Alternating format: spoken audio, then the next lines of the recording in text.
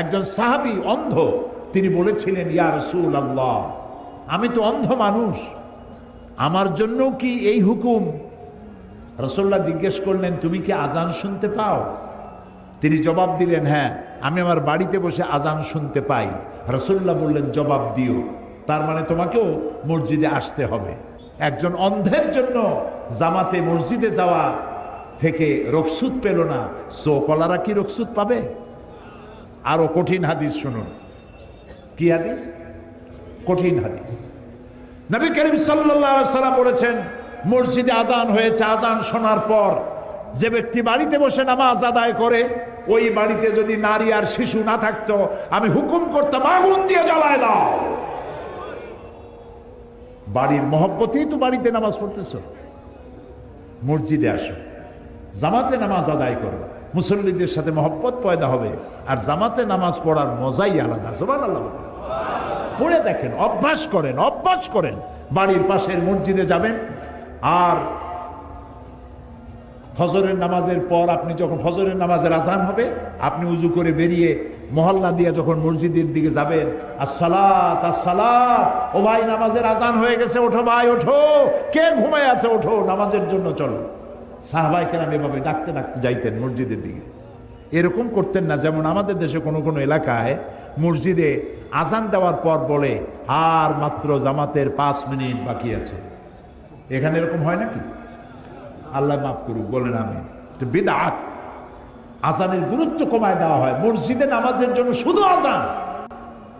আজান এবং নামাজ আল্লাহ রসুলের কথা ছাড়া এখানে অন্য কোনো কথা হতে পারে না, অন্য কোনো মাইক দিয়ে অন্য কোনো ডাকা হবে না।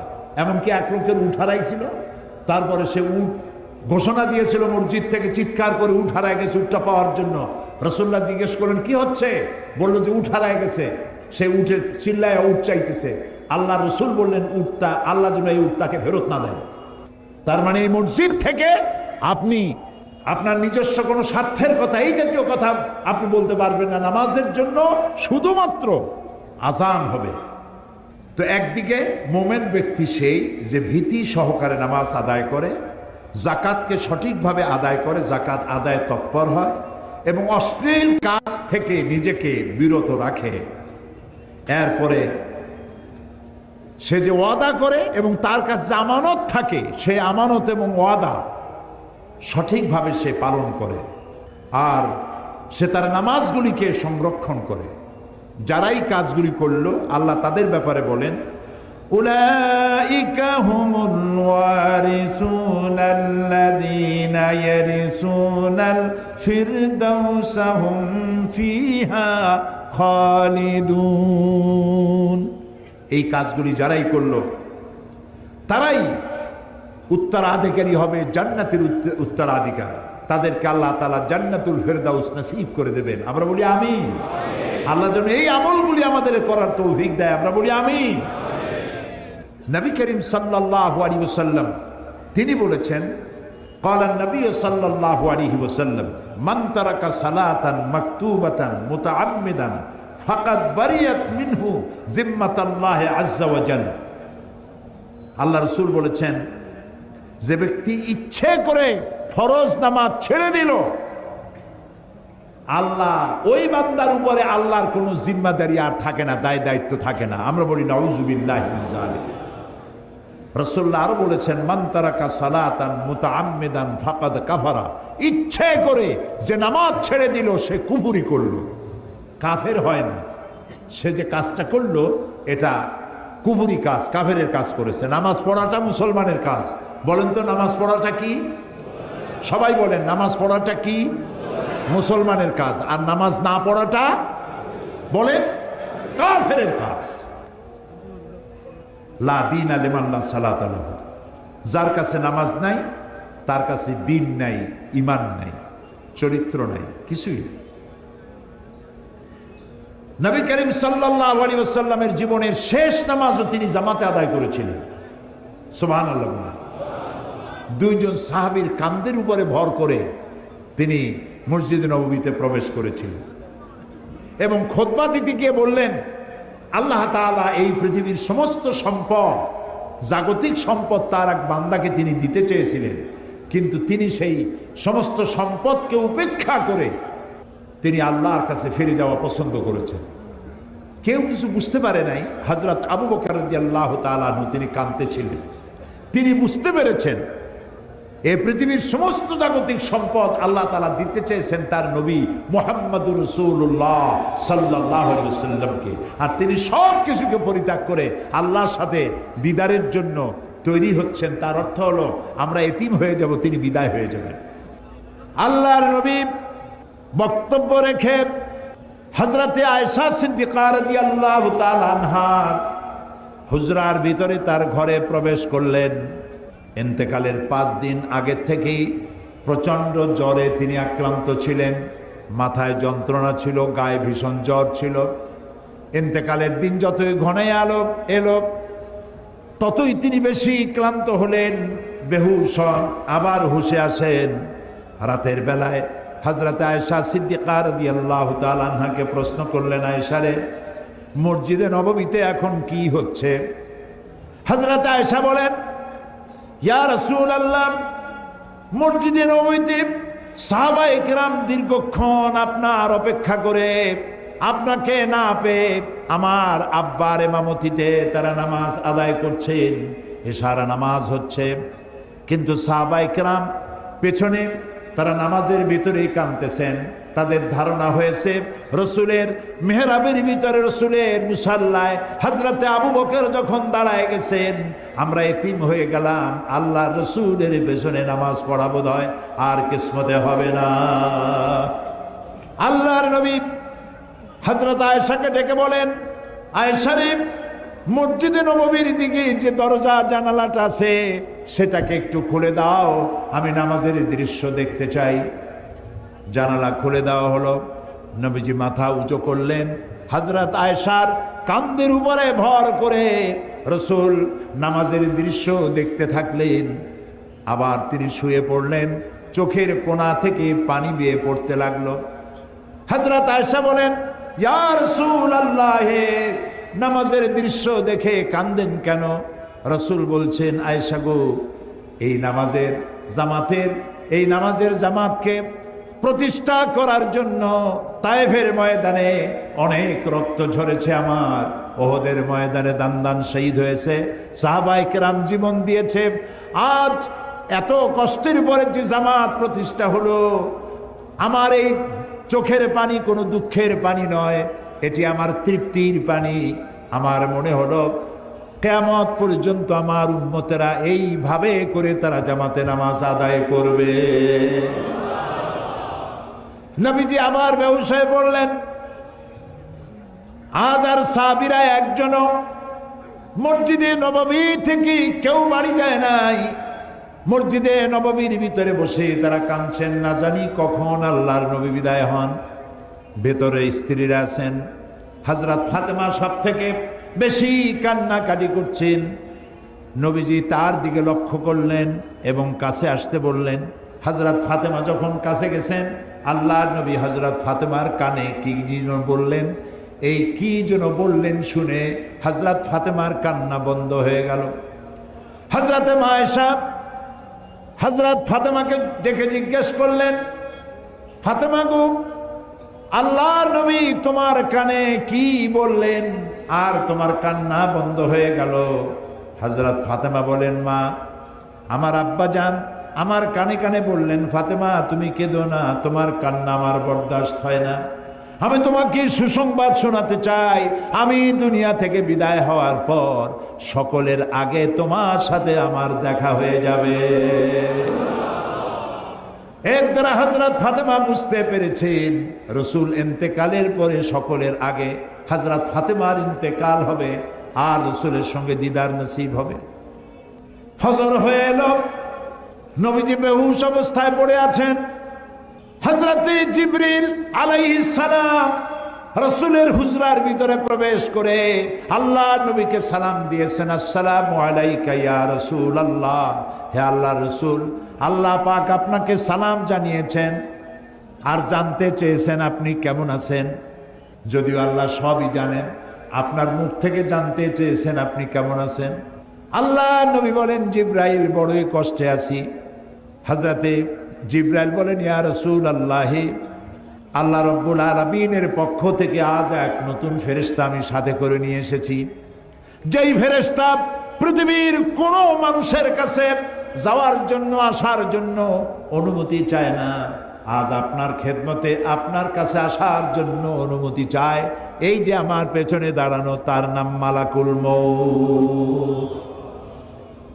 হযরতে মালাকুল মউত রাসূলকে সালাম পেশ করে বলছেন, ইয়া রাসূলুল্লাহ, আল্লাহ রাব্বুল আলামিন তিনি আমাকে পাঠিয়েছেন আপনার জান কবজের জন্যে।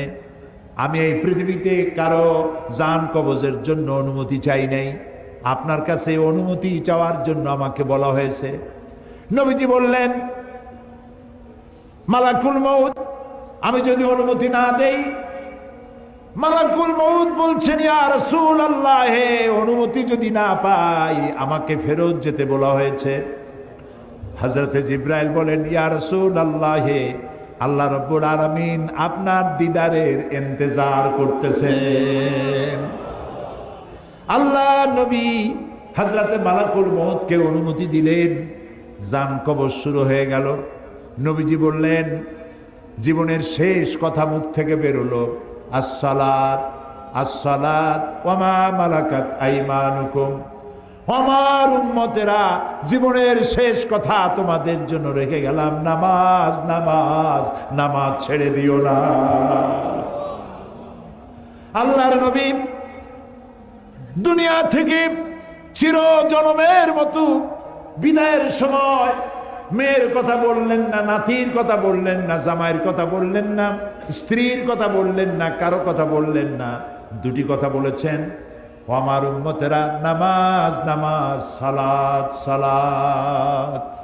আর তোমাদের অধীনস্থ যারা, তোমাদের অধীনস্থ যারা কাজ করে খায়, কষ্ট করে, তাদের প্রতি তোমরা নির্যাতন করবে না, জুলুম করবে না, তাদের প্রতি ইনসাফ করবে, আর তোমরা নামাজ সঠিকভাবে আদায় করবে। যেই নবী ইন্তেকালের সময় জীবনের শেষ কথা নামাজ, নামাজ বলে দুনিয়া থেকে বিদায় হয়ে গেলেন, সেই নবীর উম্মত দাবি করে আমরা নামাজ আদায় করি না। বিশ্বকবি আল্লামা ইকবাল বলেছেন, মসজিদ মে মরসিয়া খায়ে কে নামাজি না রহি, याने वो साहिबे औसाफे हिजाजी न रही। মসজিদ আজ চিল্লাচ্ছে, মসজিদ আজ কাঁদছে, কই সেই মুসল্লি? বেলালের মতো, আম্মারের মতো, খাব্বাবের মতো, খুবাইবের মতো, আলীর মতো, উমরের মতো মুসল্লিরা আজ কই? সেই মুসল্লি তো নাই। মসজিদ আছে, সে মুসল্লি নাই। প্রিয় ভাই সব, আজ যারা আমার সামনে বসে আছেন, আমি কি দাবি করতে পারি আজকের এই বিশাল জনসমুদ্র সিলেট শহরে মাঠ ঘাট রাস্তা সব বন্ধ হয়ে গেছে, কোরআন প্রেমিক, কোরআন পাগলে ভরে গিয়েছে সিলেট? আমি কি দাবি করতে পারি যে আপনারা যারা নামাজ পড়েন না, অথবা যারা পড়েন অনিয়মিত, যে রাসূল কিয়ামতে পরিচয় না দিলে, সুপারিশ না করলে জান্নাতে যাইতে পারবো না, সেই রাসূলের দাবি তিনি নামাজ পড়ার জন্য বলেছেন। আল্লাহ 82 বার বলেছেন, এই নামাজ জীবনেও ছাড়বো না। এই ওয়াদাকে আজকের মাঠে আমরা কি করতে পারি? তাহলে দুহাত উঁচু করুন, বলেন, ইয়া আল্লাহ, তোমার পবিত্র নামে কোরআনের মাহফিলে শপথ করি, কসম করি, যতদিন পর্যন্ত মালাকুল মউত আমার মাথার কাছে না আসতেছে, ততদিন পর্যন্ত ফরজ নামাজ, ফরজ রোজা আর ছেড়ে দেব না, আর ছেড়ে দেব না, আর ছেড়ে দেব না। এবার চিল্লায় বলেন, ইয়া আল্লাহ, আমার আজকের এই শপথ, আমার আজকের এই ওয়াদা, আমার আজকের এই কসম আমার মৃত্যু পর্যন্ত আমাকে পালন করার তৌফিক দাও। আমিন, আমিন, আমিন ইয়া রাব্বাল আলামিন। আল্লাহ তাআলা কবুল করুন, আমরা বলি আমিন। এরপরে মোমেনের ষষ্ঠ চারিত্রিক বৈশিষ্ট্য আল আমিরুনা বিল মারুফ। আল আমিরুনা বিল মারুফ, এটা হলো 6 নম্বর চারিত্রিক বৈশিষ্ট্য, অর্থাৎ ভালো কাজের জন্য আদেশ করা। ইয়ামুরুহুম বিল মারুফে ওয়া ইয়ানহাহুম আনিল মুনকার। সমস্ত নবীদের দায়িত্ব ছিল ভালো কাজের আদেশ করবেন, অন্যায় কাজে মানুষকে প্রতিবন্ধকতার সৃষ্টি করবেন। এটা হলো রাসূলের দায়িত্ব। আল্লাহ তাআলা বলছেন এটা উম্মতের দায়িত্ব। কুনতুম খায়রা উম্মাতিন উখরিজাত লিন-নাসি তা'মুরুনা বিল মা'রুফি ওয়া তানহাউনা আনিল মুনকার। কুনতুম খায়রা উম্মাতিন, তোমরা শ্রেষ্ঠ জাতি। কে বলতেছেন? বলেন সবাই। কাদেরকে বলতেছেন? আমাদেরকে। বলেন কাদেরকে? এই মুসলিম মিল্লাতকে আল্লাহ বলছেন তোমরা শ্রেষ্ঠ জাতি। আহারে, আল্লাহ বললেন শ্রেষ্ঠ জাতি, আর আমি হইলাম দুনিয়ার মধ্যে সব থেকে কপাল পোড়া জাতি, ঠিক না? আজকে পৃথিবীতে সব থেকে লাঞ্ছিত, বঞ্চিত, নিগৃহীত, হোমলেস, স্টেটলেস, সম্মান নাই, মর্যাদা নাই কোন জাতি? এই মুসলমান। অথচ আল্লাহ বলছেন কুনতুম খায়রা উম্মাতিন উখরিজাত লিন-নাস, তোমাদেরকে আমি পৃথিবীতে প্রেরণ করেছি শ্রেষ্ঠ জাতি। তোমরা খায়রে উমাম এবং ইমামে আকওয়াম, শ্রেষ্ঠ জাতি এবং জাতি সমূহের নেতা তোমরা। সুবহানাল্লাহ বলে, আলহামদুলিল্লাহ বলে। তোমাদের দায়িত্ব মানুষকে ভালো কাজের আদেশ দেবে, অন্যায় কাজ থেকে ফিরায় রাখবে। আমরা কি তা করি? আপনার চোখের সামনে একটা যুবক ছেলে সোনার চেন পরেছে গলায়, এই চরম শীতের দিনেও সামনের 3-4টা বোতাম খুলে রাখে যাতে লোকেরা বোঝে উনি একটা কিছু ঝুলাইছে। এইটা যখন আপনি দেখেন, আপনি কি তাকে নিষেধ করেন যে বাবা এই সোনাটা তোমার জন্য নয়, পুরুষের জন্য, এক রত্তি সোনাও হারাম। তুমি তো সোনার চেন পরো নাই, তুমি জাহান্নামের আগুনের শিকল পরেছ। এই চেনটা খুলে তোমার মাকে দিয়ে দাও, বউ থাকলে বউরে দিয়ে দাও, বোন থাকলে বোনেরে দাও, কেউরে না দাও বাক্সের মধ্যে ধুয়ে দাও। যেদিন বউ পাইবা সেই দিন বউয়ের গলায় ঝুলাই দিও। যুবকেরা এখন কানে দুল পরে, দেখছেন না? কানে দুল পরে। আমি লন্ডনে দেখেছি কানে দুল, নাকে ফুল, জিব্বার মধ্যে রিং পড়ছে। কত বড় শয়তান! আমি চিন্তা করছি জিব্বায় রিং পড়ছে, ও খায় কেমনে? মাথায় কত কায়দার যে চুল, জেল মাইখা সব খাড়া করে তৈরি করে। এরপরে আবার কেউ চতুর্দিক দিয়ে কামায়া মাথার উপরে তালপট্টির দ্বীপের মতো রাখে। আবার আমেরিকায় দেখলাম এক প্রকারের যুবক, যুব শ্রেণীর ছেলে মেয়ে, প্যান্ট পরছে, জামা পরছে, সমস্ত সুতাগুলো বাইর করা, ছেঁড়া, হাঁটুর কাছে, হাঁটুর উপরে, নিচে, এদিকে সেদিকে ছেঁড়া ছেঁড়া। তাই মনে করলাম আমেরিকা পৃথিবীর এত বড় ধনী দেশ, আমার দেশে ভিক্ষুকরাও তো এত ছেঁড়া জামা পরে না, এরা কি এতই গরিব? কয় না হুজুর, এগুলোর দাম অনেক বেশি। তারপর কত কায়দার দাড়ি রাখে, দেখছেন অবস্থা? দুই দিকে কামাইয়া এখানে হোমিওপ্যাথি মার্কা একটু রাখে, গসা দিল উঠে যায় এরকম। আবার এখান থেকে মোষের সাথে একটা দাগ দিয়ে রেখে এখানে। আবার কেউ বা মাঝখান দিয়ে কামাইয়া দুই দিকে রাখে। আবার কেউ মোষটা এত ঘন করে ঠোঁটের উপরে দিয়া, এমন ভাবে মোষ ঘন এবং ঢাকা মুখ, 5 ব্যাটারির টর্চ লাইট মারিয়া খোঁজ করে পাওয়া যাবে না যে লোকটা হাসে না কান্দে।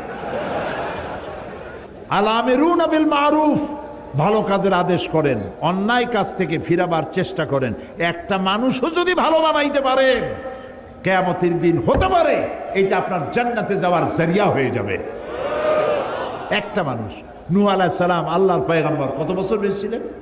আলফা সানা ইল্লা 50, 50 বছর কম 1000 বছর, কত হয় তাহলে?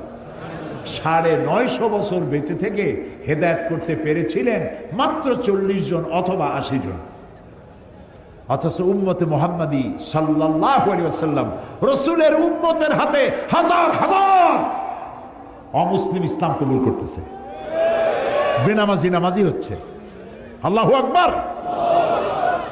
তো আপনার কথায় যদি একটা লোক ভালো হয়, আপনি কত সওয়াব পাবেন চিন্তা করেন। তো কাজটা হচ্ছে নবীর, কাজটা হচ্ছে উম্মতের। এখন এই কাজটা হচ্ছে প্রত্যেকটি মুমিন পুরুষ আর নারী। আল মুমিনুনা ওয়াল মুমিনাতু বা'দুহুম আউলিয়াউ বা'দ ইয়া'মুরুনা বিল মা'রুফি ওয়া ইয়ানহাউনা আনিল মুনকার। মুমিন পুরুষ আর মুমিন নারী তারা হলো পরস্পরের বন্ধু। সুবহানাল্লাহ। মুমিন পুরুষ আর মুমিন নারী পরস্পরের বন্ধু। তাদের কাজ কি? ইয়া'মুরুনা বিল মা'রুফ, মানুষকে শুধু ভালো কাজ, সুন্দর কাজ করার জন্য তাদেরকে উৎসাহিত করবে, আর অন্যায় কাজ যত আছে সবগুলিকে বাধা দিয়া অন্যায় থেকে মানুষকে ফিরাবে। এটা হলো উম্মতের কাজ, জাতির কাজ। আল্লাহ তাআলা বলছেন কাজটার এতই গুরুত্ব, নবী করবে, উম্মতে করবে, প্রত্যেক মুমিন মুমিনাত করবে, তারপরে এটা দলেরও কাজ। ওয়ালতাকুম মিনকুম উম্মাতুন ইয়াদউনা ইলাল খায়র, প্রত্যেকটি এমন একটা দল থাকতেই হবে তোমাদের মধ্যে যে দলটির কাজ হবে মানুষকে ইয়া'মুরুনা বিল মা'রুফ ওয়া ইয়ানহাউনা আনিল মুনকার, মানুষকে ভালো কাজের আদেশ করবে, অন্যায় কাজ থেকে ফিরিয়ে রাখবে। উলাইকা হুমুল মুফলিহুন, এরাই সফল কাম হবে। সুবহানাল্লাহ, এরাই সফল হবে। এরপর আল্লাহ তাআলা বলছেন কাজটা শুধুমাত্র রসুলের নয়, শুধুমাত্র উম্মতের নয়, শুধুমাত্র মুমিন মুমিনাতের নয়, শুধুমাত্র দলের নয়, কাজটা রাষ্ট্রেরও। ওই যে সূরা হজের আয়াত আগেই পড়েছি, ওইখানে এ পয়েন্টও আছে, আল্লাযীনা মাক্কান্নাহুম ফিল আরদ আকামুস সালাত ওয়া আতাউজ যাকাত ওয়া আমারু বিল মারুফ ওয়া নাহাউ আনিল মুনকার। রাষ্ট্রের কাজ হলো নামাজ প্রতিষ্ঠা করবে, যাকাত আদায় করবে। যাকাত কে আদায় করবে? রাষ্ট্র।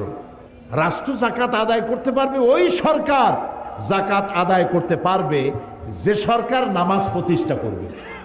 নামাজ প্রতিষ্ঠা করবেন না আর যাকাত আদায় করবেন, সুবিধাবাদ জিন্দাবাদ, এইটা ইসলামে নেই। চারটা কাজ, চারটা কাজের 3টা করবেন, আপনি যাকাত আদায় করার অধিকার রাখেন সরকার। আর 4 কাজের 3 কাজ করবেন না, শুধু পয়সা কামাই করবেন যাকাতের নামে, আর এগুলা কি দিয়ে কি করবেন কোনো হিসাব থাকবে না, এটা চলবে না। রাষ্ট্রের কাজ হলো 1 নম্বর কাজ, নামাজ আদায় করবে, নামাজ প্রতিষ্ঠা করবে, যাকাত আদায় করবে। যাকাত আদায় করলে কি হবে? যাকাত আদায় করলে এনজিওরা যে কামটা করতেছে সর্বনাশ, এই সর্বনাশটা এনজিওরা করার সুযোগ পাবে না। এনজিওরা কি সর্বনাশ করে? এনজিওরা সর্বনাশ করে সমস্ত ব্যাংক তার সুদের রেশিও হচ্ছে, প্রফিটের রেশিও হচ্ছে 15 থেকে 17%, আর সমস্ত এনজিওদের সুদের পার্সেন্টেজ হচ্ছে 35 থেকে 45%। আপনি যদি 1000 টাকা নেন, আপনার নামে 850 টাকা আপনাকে দিবে, 150 টাকা সার্ভিস চার্জ আগেই রেখে দেবে, লেখা হবে 1000 টাকা দেওয়া হয়েছে। আর কিস্তি পরিশোধ করতে হবে প্রতি সপ্তাহে। দিতে দিতে কয়েক হাজার দেওয়ার পরেও ওই প্রথম 1000 টাকা শেষ হবে না। এনজিওরা সুযোগ নিয়েছে, যাকাত আদায় করেন না বলে এই সুযোগটা তারা নিয়েছে। আর যদি গভর্নমেন্ট যাকাত আদায় করে, আমরা একটা জরিপ চালাইছি, একটা জরিপের মাধ্যমে জানতে পেরেছি বর্তমান বাংলাদেশে যদি যাকাত গভর্নমেন্ট আদায় করে তাহলে মিনিমাম 12,000 কোটি টাকা প্রতি বছর যাকাত আদায় হতে পারে। 12,000 কোটি টাকা। আর রয়েছে ওয়াকফ এস্টেট। ওয়াকফ এস্টেটের নামে লক্ষ লক্ষ একর জমিন, ভ্যালুয়েবল জমিন ভোগ করতেছে মোতোয়াল্লিরা বিভিন্ন জায়গায়, বাপের নামে, দাদার নামে, নিজের নামে ভোগ করতেছে, অথচ সেটা ওয়াকফ করে এটা রাষ্ট্রে। রাষ্ট্র যদি সমস্ত ওয়াকফকৃত ওয়াকফ স্টেটকে নিজের হাতে নিতে পারে আর 12,000 কোটি টাকা যাকাত যদি কালেকশন করতে পারে, বাংলাদেশের দারিদ্র বিমোচনের জন্য, রিলিফ অ্যান্ড রিহ্যাবিলিটেশনের জন্য পৃথিবীর কারো কাছ থেকে 1টি টাকাও আনার দরকার না, এটি যথেষ্ট হতে পারে। কিন্তু দুর্ভাগ্য আমাদের, আমরা সে ধরনের যারা এই কাজটি করবে তাদেরকে আমরা সুবিধা সুযোগ দিয়ে এ কাজটি করার জন্য সহযোগিতা করতে ব্যর্থ হয়েছি। এরপরে কোরআন বলছে এই কাজটি প্রত্যেক ব্যক্তি। হযরত লোকমান তার ছেলেকে বলছেন, ইয়া বুনাইয়া আকিমিস সালাতা ওয়া আমুর বিল মারুফি ওয়ানহা আনিল মুনকার ওয়াসবির আলা মা আসাবাক ইন্না যালিকা মিন আজমিল উমুর। হে প্রিয় বৎস, নামাজকে প্রতিষ্ঠা করো, আকিমিস সালাত ওয়া আমুর বিল মারুফ, ভালো কাজের আদেশ করো, আর সমস্ত অন্যায় কাজ থেকে মানুষকে ফিরাও। ওয়াসবির আলা মা আসাবাক, আর এই কাজ করতে গেলে বিপদ আসবে, সেই বিপদে ধৈর্য ধারণ করবে। আপনি যখন মানুষকে ভালো কাজের আদেশ করবেন, অন্যায় কাজ থেকে ফিরতে বলবেন, সে তখন আপনার বিরুদ্ধে ক্ষেপে আসবে। আমরা মানুষকে আল্লাহর জান্নাতের দিকে ডাকি, ঠিক না? এই যে 3 দিন ডাকলাম, 3 দিন কথা বললাম, আমার বাপের কথা বলছি, ফরিদউদ্দিন চৌধুরী সাহেব তার দাদার কথা বলছে, কোন মৌলানা সাহেব তার গোষ্ঠীর কথা কইছে, কার কথা বলেছি? আমরা ডাকি আল্লাহর দিকে। আর যারা আমাদেরকে বরদাস্ত করতে পারে না, তারা বলে এগুলো স্বাধীনতা বিরোধী। আমরা আল্লাহর দিকে মানুষকে ডাকি কোরআনের পন্থায়। ওরা কয় যে কোরআনের অপব্যাখ্যা করে। ওরে জিজ্ঞেস করা দরকার, বাবা তুমি কি ব্যাখ্যা জানো? ব্যাখ্যা জানলে না তুমি অপব্যাখ্যা বলতে পারো। তুমি তো ব্যাখ্যাই জানো না, তুমি তো কোরআন পড়তেও জানো না। তুমি কি সূরা ফাতিহা পড়তে পারো? এই যে মাতবাড়ি করো, বড় বড় ফিচার লেখো, কলামিস্ট লন্ডন থেকে লিখে পাঠায়, তারপরে এখান থেকে লেখে, কত টাকার বিনিময়ে লেখো, কেউ টের না পাইলেও একজন টের পান। তিনি কে? আল্লাহ রাব্বুল আলামিন। সুতরাং আমাদেরকে মানুষকে ভালো কাজের জন্য আদেশ করতে হবে এবং অন্যায় কাজ থেকে ফিরাতে হবে। হযরত লোকমান বলছেন এই কাজটা করতে গেলে বিপদ আসবে, এই কাজটা করতে গেলে বিপদ আসবে, সে তোমারে বাধা দেবে, এই যে আজে বাজে কথা বলবে। তখন অসবির আলা মা আসাবাক, যখন বিপদ আসবে বিপদে ধৈর্য ধারণ করবা। হযরতে ইমাম গাজ্জালী তার ইহয়া উলুমুদ্দিন কিতাবের মধ্যে লিখেছেন, সবর শব্দটা আল্লাহ তাআলা কোরআন শরীফে 70 বার ব্যবহার করেছেন। আল্লামা ইমাম ইবনে কাইয়িম তিনি তার কিতাবে লিখেছেন, আল্লাহ তাআলা কোরআন শরীফে সবর শব্দটি 90 বার এনেছেন। ধৈর্য ধরলেই তুমি এর সুফল পাবে। তোমার গালি দিলে গালির জবাব গালি দিয়ে দিও না, ইদফা বিল্লাতি হিয়া আহসান, তুমি মানুষের মন্দের জবাব ভালো দিয়ে দাও, তাহলে তোমার দিকে লোকেরা আকৃষ্ট হবে। কোন জোশের কথা শুনলেই ইসলামের শত্রুরা সাবধান, ভেঙে ফেলবো, ঠ্যাং উল্টাই দেবো, এইগুলো কি স্লোগান আপনারা দেন? দরকারটা কি? কোন শত্রু নাই, সবাইকে বন্ধু বানান। আমি সকলের সাথে বন্ধুত্ব করতে চাই, ইসলামের বাণী শোনাতে চাই। দেখছেন ভারতের বুকে ডক্টর জাকির নায়েক কি সুন্দর করে বলে, কথার মধ্যে কোনো উত্তাপ নাই, গাল নাই, গর্জন নাই, তর্জন নাই, কোনো গ্ল্যামার ছাড়া, কোনো বিজ্ঞাপন ছাড়া একটা টেলিভিশন চলে একটা ব্যক্তি দিয়া, যার দর্শক সংখ্যা কোটি কোটি, এবং তার শ্রোতারা মূর্খ না, যারা শোনে হাইলি এডুকেটেড পারসন, হাজার হাজার বসে বসে তার কথা শোনে। সুবহানাল্লাহ। তার কথা মনে উঠলেই আমার দোয়া আসে শুধু। আমার কাছে মনে হয় মুসলিম মিল্লাতের জন্য আল্লাহর এক নিয়ামত। আল্লাহ জাকির নায়েকের হায়াত দারাজ করে দাও, তার স্মৃতিশক্তি আরো বাড়ায় নাও।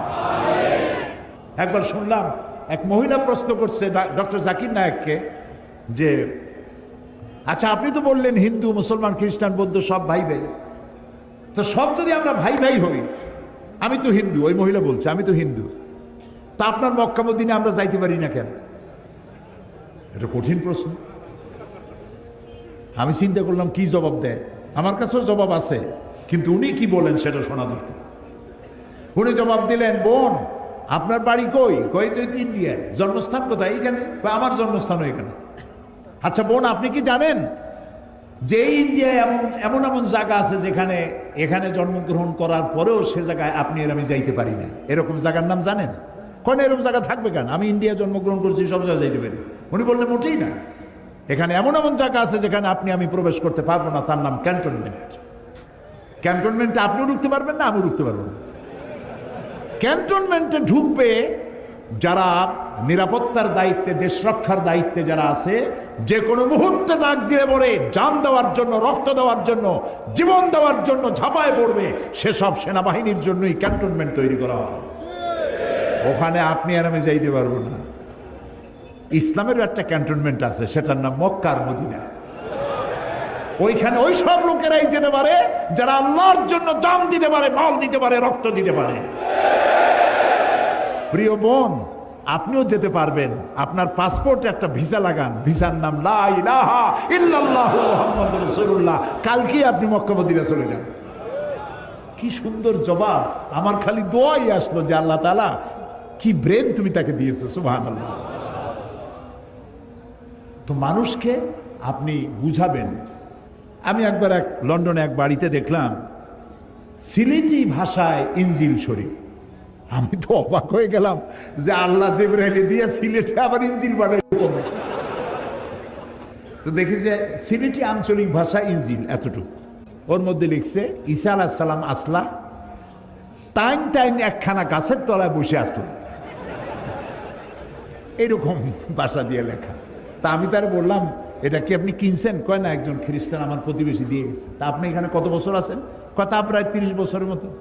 আমি বললাম, ভাই 30 বছর আপনি এখানে আছেন, আপনার ঘরে ইনজিল, সিলেটি ভাষায় ইনজিল আপনার ঘরে রেখে গেল, আপনি কি ইংরেজিতে অনুবাদ করা একজন কোরআন শরীফ আপনার খ্রিস্টান প্রতিবেশীকে দিচ্ছেন?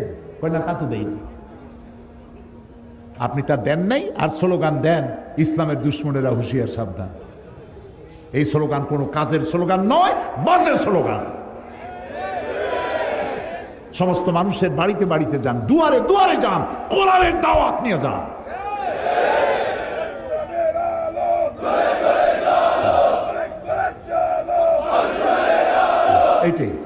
এইটাই স্লোগান, এটাই গ্রহণযোগ্য স্লোগান। কোরআন শরীফ বাংলায় ছাপা কোরআন শরীফ। বললাম, এটা কি আপনি কিনছেন? কয় না, একজন খ্রিস্টান আমার প্রতিবেশী দিয়ে গেছে। তা আপনি এখানে কত বছর আছেন? কথা প্রায় 30 বছরের মতো। আমি বললাম, ভাই 30 বছর আপনি এখানে আছেন, আপনার ঘরে ইনজিল, সিলেটি ভাষায় ইনজিল আপনার ঘরে রেখে গেল, আপনি কি ইংরেজিতে অনুবাদ করা একজন কোরআন শরীফ আপনার খ্রিস্টান প্রতিবেশীকে দিচ্ছেন? কয় না, তা তো দেয়নি। আপনি তা দেন নাই, আর স্লোগান দেন ইসলামের দুশ্মনেরা হুঁশিয়ার, সাবধান। এই স্লোগান কোনো কাজের স্লোগান নয়, বাজে স্লোগান। সমস্ত মানুষের বাড়িতে বাড়িতে যান, দুয়ারে দুয়ারে যান, কোরআনের দাওয়াত নিয়ে যান।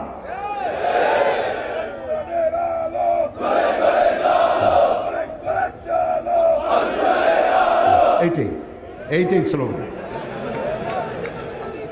এটাই গ্রহণযোগ্য স্লোগান। কোরআন শরীফ বাংলায় ছাপা কোরআন শরীফ আছে, বাংলা ভাষায় অনুবাদ করা। এক জেল কিনবেন। যে ব্যক্তি কোরআন ইসলামকে মৌলবাদ বলে, জঙ্গিবাদ বলে, এক জেল কোরআন শরীফ তাকে হাদিয়া দিয়ে আসবেন। ভাই, জঙ্গিবাদ না মৌলবাদ তুমি নিজে একটু পড়ে বোঝো। ভাই, তোমার পায়ে ধরি, পয়সা দেওয়া লাগবে না, দিয়ে গেলাম, তুমি পড়ো। পারবেন? কোন না পারবেন? নামাজের হাকিকত, রোজার হাকিকত, ইমানের হাকিকত, ইসলাম পরিচিতি, সত্যের সাক্ষ্য, বুনিয়াদী শিক্ষা, একমাত্র ধর্ম, ভাঙ্গা গড়া, এই ছোট্ট ছোট্ট বই, এক একটা বই এক একটা বিপ্লব সৃষ্টি করে দিতে পারে। এসব বইগুলি কেনেন, মানুষকে হাদিয়া দেন। বই চাইতে উত্তম হাদিয়া পৃথিবীতে আর কিছু নাই। যত গল্প গুজবের বই, এই যে 21শে ফেব্রুয়ারি বই মেলা, খারাপ না। বাংলা ভাষা চর্চা হচ্ছে, বাংলা ভাষা আমার মায়ের ভাষা, আর ভাষা হচ্ছে নিয়ামত। ওমিন আয়াতিহি ইখতিলাফে আলসিনাতিকুম ওয়া আলওয়ানুকুম। আল্লাহ তাআলার নিদর্শনাবলীর মধ্যে এটাও নিদর্শন যে তিনি অনেক ভাষার সৃষ্টি করেছেন, অনেক রঙের মানুষও সৃষ্টি করেছেন। সৈয়দ মুজতবা আলী, বাড়ি বোধহয় মৌলভীবাজারে, মারা গেছেন। খুব সুন্দর সুন্দর বই লিখে গেছেন তিনি লিখছেন, বাংলা ভাষার জন্ম হয়েছে নদিয়া শান্তিপুরে, চট্টগ্রামে বাংলা ভাষা ইন্তেকাল ফরমাইয়াছে, কুলখানি হয়েছে নোয়াখালীতে, 40 হয়েছে সিলেটে। রাগ করতেছেন না তো? আপনাদের লোকেরা লিখছে, আমি লিখি না। সৈয়দ মুজতবা আলীর লেখা। বাংলা ভাষা আমার মায়ের ভাষা, আমি গর্ব করতে পারি আমার ভাষা পৃথিবীর আরবির পরেই আমার কাছে সব থেকে বেশি মর্যাদার ভাষা আমার মায়ের ভাষা, বাংলা ভাষা। 21শে ফেব্রুয়ারি উপলক্ষে বইমেলা হয়েছে। কয়টা ইসলামী দোকান সেখানে জায়গা পেয়েছে আমি জানি না। সমস্ত গল্পের বই আছে, নাটকের বই আছে। গল্প আর নাটক কি শিখায়? রাজার মেয়ের সাথে কোতোয়ালের ছেলের বন্ধুত্ব হলো, প্রেম, গভীর প্রেম, গাঢ়। এই প্রেমে দুজন পাগল, রাত নাই দিন নাই, তারা 10 দিগন্তে দিল উড়াল। তারপরে কি হলো, তারপরে কি হলো, তারপরে কি হলো, তারপরে কিছুই হলো না, বই শেষ হয়ে গেল। লা হাওলা ওয়ালা কুওয়াতা ইল্লা বিল্লাহ। এই বই পড়িয়া কি লাভ আপনি বলেন আমাকে, কি লাভ, কি শিখলেন? তারপরে কবিতার বই। আগে তো কবিতা ছিল, কি সুন্দর সুন্দর কবিতা ছিল। মসজিদেরই পাশে আমার কবর দিও ভাই, যেন সকাল সন্ধে মুয়াজ্জিনের আজান শুনতে পাই। রবীন্দ্রনাথের 2 বিঘা কবিতা পড়ে আমি ছোটবেলায় কেঁদেছি। 2 বিঘা জমিন, এত সুন্দর কবিতা আমার মনে নেই এখন, আমি পড়ে কাঁদছি। তার কাবুলিওয়ালা গল্প পড়ে কাঁদছি। বাংলা ভাষার এগুলি শ্রেষ্ঠ সম্পদ, এগুলির মধ্যে শেখার আছে। এই কবিতার ছন্দ ছিল, তাল ছিল। এখনকার কবিতা কি? এগুলো কবিতা না বলে কবিতা বলা যায়। গদ্যের গ আর কবিতার বিতা, দুইটা মিলে কবিতা, তো কবিতা হয়ে গেছে। কিরকম? সিলেট দিয়া মাজার জিয়ারতে চললাম, শকুন আর কাকেরা তখন মৌলভীবাজার দিয়া সুনামগঞ্জ যাচ্ছিল, আর লন্ডনে তখন তুষারপাত হচ্ছিল -6। এই কবিতার আগাও নাই, মাথাও নাই। এইসব বই বিক্রি হচ্ছে, দেধারসে বিক্রি হচ্ছে। প্রিয় ভাই সব, কোরআন পড়েন, হাদিস পড়েন, ইসলামী সাহিত্য পড়েন, ইতিহাস পড়েন, ভূগোল পড়েন, বিজ্ঞান পড়েন, জ্ঞানকে সমৃদ্ধ করেন। গল্প নাটক আপনাকে কিচ্ছু শিখাবে না। আপনাকে শেখাবে ইতিহাস, শিখাবে ভূগোল, শিখাবে সংস্কৃতি, শিখাবে আপনাকে নতুন প্রযুক্তি, শিখাবে কম্পিউটার, ইমেইল, ইন্টারনেট, ওয়েবসাইট। এগুলি আপনাকে শেখাবে, শিক্ষা দেবে গোটা দুনিয়া। আনলিমিটেড পেজ খুঁজে পাবেন। মাসলা মাসাইলের ব্যাপারে কিছু তালাশ করবেন, বাটন টিপবেন, হাজার হাজার মাসলা বেরিয়ে আসবে, আয়াত আসবে, হাদিস আসবে। শিখতে থাকেন, কোরআন শেখেন, হাদিস শেখেন। এই জন্য বলছিলাম যে যখনই আপনি মানুষকে দিনের এসব দাওয়াত দিবেন, তখন আপনার বিরুদ্ধে কিছু কথাবার্তা উঠবে। যত কথা উঠুক, আপনি সে কথায় কান দিবেন না, আপনি সবর ইখতিয়ার করবেন। কি করবেন বলেন? সবর। আমার কোনো শত্রু নাই, সবাই আমার বন্ধু হবে। আলহামদুলিল্লাহ বলেন। আমি কারো সাথে শত্রুতা করতে চাই না, সকলকেই বন্ধুত্বের হাত বিস্তার করে দিতে চাই। যুবকেরা, তরুণেরা, ইসলাম তোমাদের শ্রেষ্ঠ আশ্রয়স্থল। ইসলাম তোমার চরিত্র গড়ে দিতে চায়। ইসলাম তোমার সুন্দর ভবিষ্যৎ বিনির্মাণ করতে চায়। ইসলাম তোমাকে পৃথিবীতে প্রতিষ্ঠিত করতে চায়। কিয়ামতের দিন তোমাকে দিয়ে আল্লাহ তাআলা তার জান্নাত ভরে দিতে চান। ফিরে এসো যুবকেরা, তরুণেরা, ফিরে এসো। এক বাঘ ছিল ক্ষুধার্ত। ক্ষুধার্ত বাঘ অনেক দিন ক্ষুধা, খাবার কিছু পায় নাই। হঠাৎ করে দেখলো ভেড়ার একটা পাল। একটা ভেড়াকে টার্গেট করে বাঘ ছুটতে যাবে, তখন দেখলো ভেড়ার পালের মধ্যে একটা বাঘের বাচ্চা ভ্যা ভ্যা করে সেও দৌড়াচ্ছে। বাঘ চিন্তা করলো, আমার স্বগোত্রীয় বাঘের বাচ্চা ভেড়ার সাথে দৌড়ায়, এ কি আশ্চর্য কথা। ওর ক্ষুধা টুধা মিটে গেছে। ভেড়ারে টার্গেট বাদ দিয়া বাঘের বাচ্চারে টার্গেট করছে। দৌড়াই গিয়ে ওরে ধরছে, চাপিয়া ধরে কামড়াইয়া নিয়ে আসছে জঙ্গলের মধ্যে। বাঘে, বিড়ালে, শিয়ালে তার বাচ্চা কামড়ায় আনে, দেখছেন না? ও তো কোলে নিতে পারে না, কামড়ায় আনে। তো কামড়ায় যে দাঁত বসায় না, ওইভাবে আদর করে নিয়ে আসছে। আসিয়া বলতেছে, এই তুই ভেড়ার দলে গেছিস কেন? তুই তো আমার বাচ্চা, আমার বাঘের বাচ্চা, তুই ভেড়ার দলে কেন? কই না, আমি তো ভেড়া। কই না, তুই ভেড়া না, তুই বাঘ। হ্যাঁ, আমি তো ভেড়া। মানে ছোট্ট অবস্থায় এর একজন লোক শিকার করতে গিয়ে পাইছিল, আনিয়া ভেড়ার মধ্যে প্রতিপালন করেছে। ভেড়ার দুধ খাইয়া বড় হয়েছে। ভেড়ার গুঁতা খায় আর বলে যে আল্লাহ